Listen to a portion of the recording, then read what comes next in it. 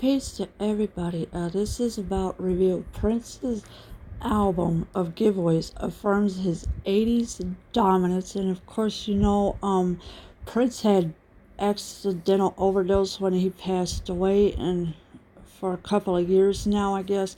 And in the picture here, as you can see, it's a picture of Prince, and of course, above him is in graffiti. It says Prince.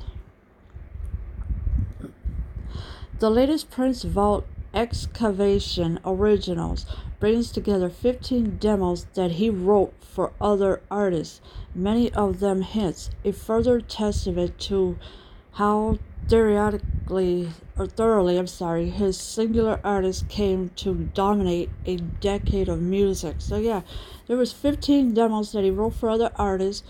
They were dominant a decade of music, and of course, Prince was dominating all the music that he has done, and it works as a companion of sorts to last year's Piano and a Microphone 1983, a home recording that provided a glimpse of Prince at work while at the height of his powers.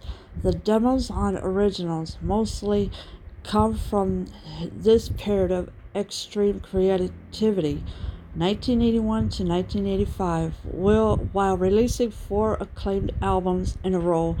Controversy, 1999, Purple Rain, Around the World in a Day.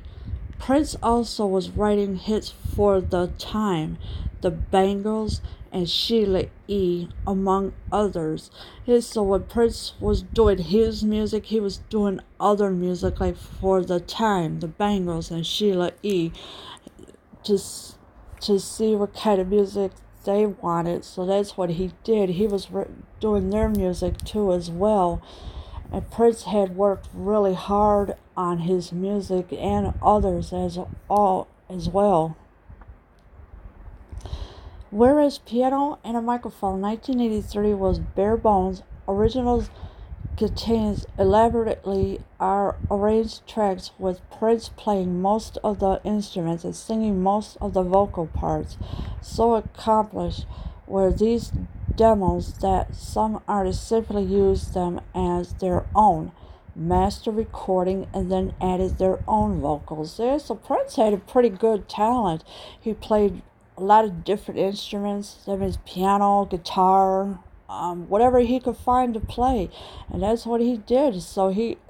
And while the others, they were using their own master recording, and of course, the vocals that he has done, and the other artists, they use their own vocals as well. The Prince virtuously is in full effect. The elastic bass line on Sex Shooter, later a hit for Apollonia, the piano melody that provides the backbone for Manic Monday, which the Bangles rode to number 2 on the singles chart, the electronic severity of Makeup, which would have fit right in on Chicago's Wax Trax label in its early industrial phase, but was instead handed to Vanity for a 1982 album. Yeah, so he did Sex Shooter for Apollonia, and of course Apollonia was a singer and a dancer as well, so he wrote that for her. Vanity was another one, but there was an album that was handed to Vanity in 1982 album. Makeups, yeah, which would have fit right in on Chicago's Wax Trax label. That's where Prince was trying, but I guess it didn't go through or whatever. But and of course the piano melody that provides the backbone for Manic Monday. Prince is writing for and with percussionist,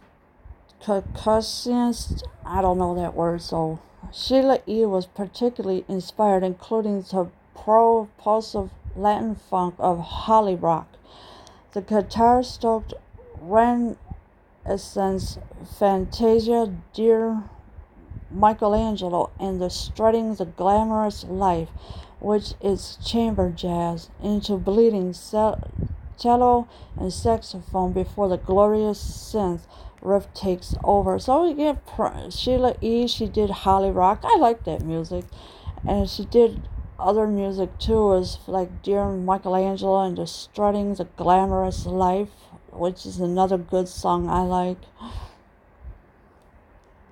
There are a couple of less inspired contributions, notably the glossy country pop You're My Love with Kenny Rogers, recorded in 1986, but the overriding impression is wonderment.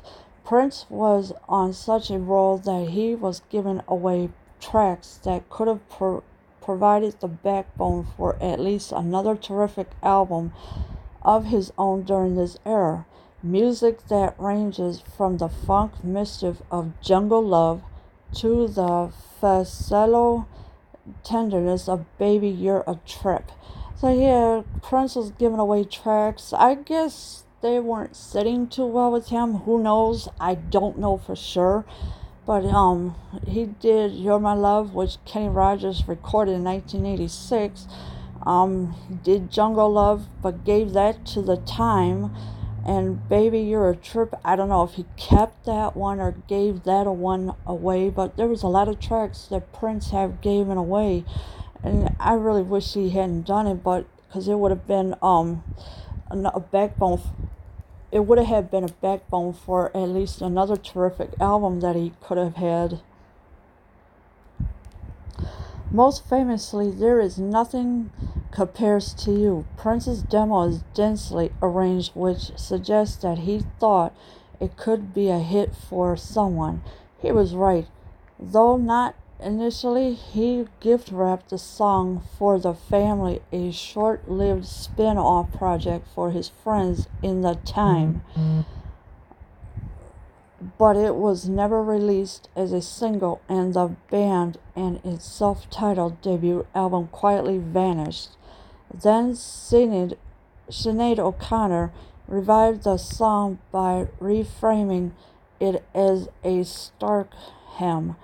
She rolled it out in January 1990, capping a decade in which nothing could compare to Prince.